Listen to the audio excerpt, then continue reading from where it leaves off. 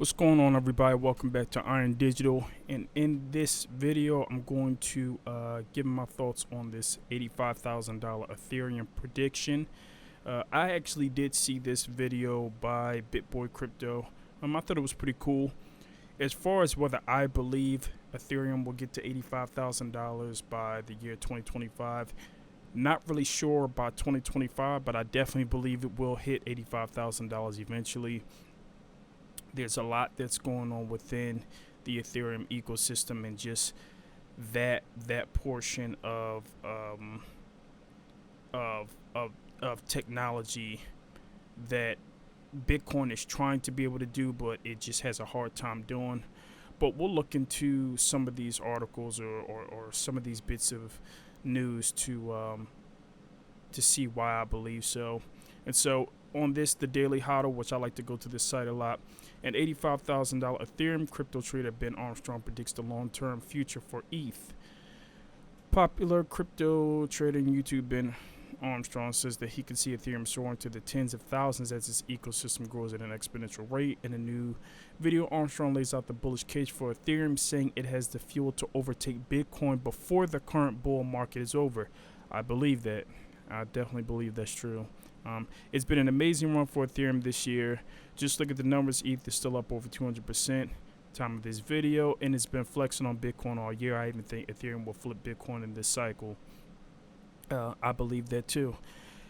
At the time of writing, Bitcoin dominates 41% of the total cryptocurrency market cap, whereas Ethereum shares just 19%. Take a look at all available metrics and upcoming updates. Armstrong foresees Ethereum eating up Bitcoin's market share after the bull run resumes around the end of July.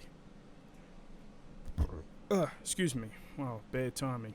I'm just kind of trying to skim through this article a little bit. But DeFi, decentralized finance, summer will be in full swing, and the London hard fork to EIP 1559, which is basically about burning a lot of the gas fees. So it's going to put more pressure on the supply to make the value of ETH go up. Well, London hard fork to EIP 1559 is supposed to equalize gas fees and speed up the network. The race for Bitcoin dominance will be on, with a plethora of DeFi options mixed with NFT. Market heating up, Ethereum will climb up in value and market dominance like we've never seen before. More athletes and celebrities join an NFT space, and institutions continue to land up on Ethereum. Armstrong believes he's okay, yeah, whatever. Anyway, yeah, I mean he definitely makes a good point.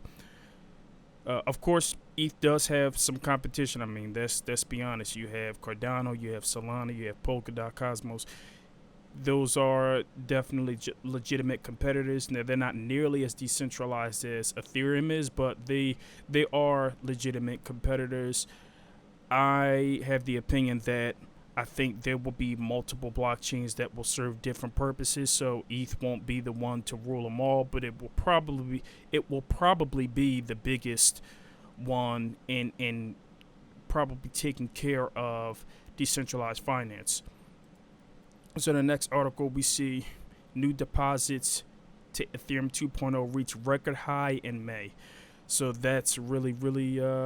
ETH 2.0 deposits hit a record high last month. Now the first Ethereum node has launched into outer space, where it now resides aboard the ISS. Okay, so we're now at 5.4 million ETH that's being staked. Now, back in, I believe, December, we needed at least 500,000 ETH in order to get the first Genesis block launched. And we was able to get that. Now we're up to 5.4 million, basically like 5.5 million ETH. And that's good. So we're basically moving from the proof of work to the proof of stake, and it's a merge that's happening. So ETH 2.0 is going on right now, and Ethereum 1.0 is merging into each other. And so as time goes on, then we'll get to the next phase of ETH 2.0, which will be ETH 2.0 phase 1, which I'm not sure exactly when that will be. That might be towards the end of this year. but that proof of stake is going to be really, really big, securing the network by staking your tokens, which will definitely eat up less energy. And yeah, it's not as secure as proof of work, but do you really need that much? Do you really need to have that level of security in order to secure the network? I mean, it Bitcoin uses proof of work, and trying to introduce the whole the cryptocurrency, proof of work was probably good to go with at that particular time as far as what Satoshi came up with, but we now see that proof of stake is probably going to be a better deal just for energy consumption purposes. So yeah, I mean, this is going to be a very good thing. Like I said, they reached a record high, having 5.5 million ETH stake. That's a lot of ETH, So people definitely believe in the network, the protocol. They can't take that ETH out, so that's money that's locked up. Excuse me, that's ETH is locked up, so it's going to be locked up for at least a year. And this paper by Arthur Hayes, I actually read this back in April 15th when it came out of this year. And I thought that this was actually a really, really good article. And he basically makes the case on how Bitcoin can not get to $85,000, but how Ethereum could get to at least. Ethereum might be able to reach up to $4 million. And I like that he values it from an actual value perspective instead of Metcalfe's law, which is more technologically based as far as valuing it in that way. This, he just uses hardcore numbers, like being able to look at the banks, the Bank of Japan, India, China, the U.S. banks, and being able to come up with his thesis on how Ethereum could get to up to $4 million ETH by being able to capture just decentralized finance, not even NFTs, but just the decentralization of finance. So we looking at this chart, you can see that even if ETH is able to capture, let's say, 0.5% of the actual finance, ETH could get to $20,000, and that's just at 0.5%. 1% push ETH to $40,000. So you can see that this is extremely powerful just by being able to grab 1% of that share of finance. ETH could get pushed to $40,000.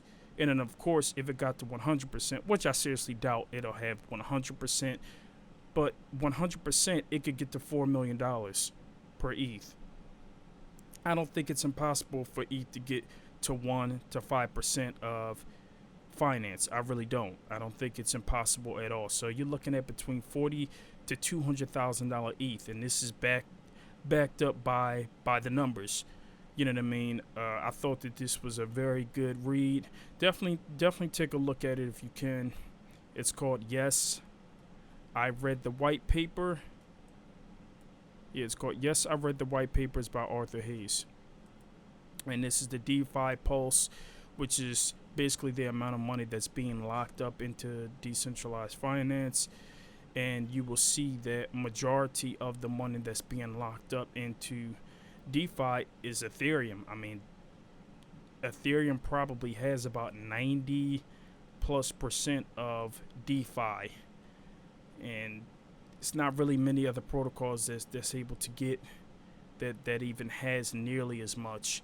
So ETH is killing it, and this is just based off of DeFi. I mean, you still got NFTs, you have a lot of other things that's going on. And yes, I agree with Ben Armstrong. I definitely think that Ethereum will get to $85,000. Will it be by 2025? I'm not sure. It might. I mean, I'm not going to say that it won't. It definitely might get there by 2025, but I definitely know it's going to come because it's just what the market that it's going after, trying to go after being decentralization of applications in general, and having DeFi, that's a really, really big use case. You can essentially run an economy on top of Ethereum, which you can't do that with Bitcoin. It's Bitcoin has its current limitations, and you really can't do much with it, and that's fine. Bitcoin doesn't have to do anything but be a store of value. That's completely fine. But you need other elements, you need other things to be decentralized. Like currency is not the only thing to be decentralized. You need to have, banking, lending in a decentralized manner. You need to be able to have these things, or being able to have mortgages sitting on top of the blockchain. You need to be able to have this stuff available, and you can't do that with Bitcoin. Or at least it's very, very difficult, especially with it not being Turing complete. So these are just things that you think about, and those are things that investors think about as well when they're trying to figure out, okay, where is Ethereum likely to go? Where is Bitcoin likely to go? Well, ETH has a higher trajectory than Bitcoin because of that, because you can do so much more with it. Now, like I said again, it does have a lot of competition, but I still think that ETH will remain the number one, and those other blockchains will fit as well. They'll just cater to different purposes, to different needs. So yeah, ETH to $85,000, absolutely. Well, anyway, I hope y'all enjoyed this video. Please subscribe to the channel, like this video, leave a comment in the comment section, and I will talk to you guys soon. Take it easy. Peace.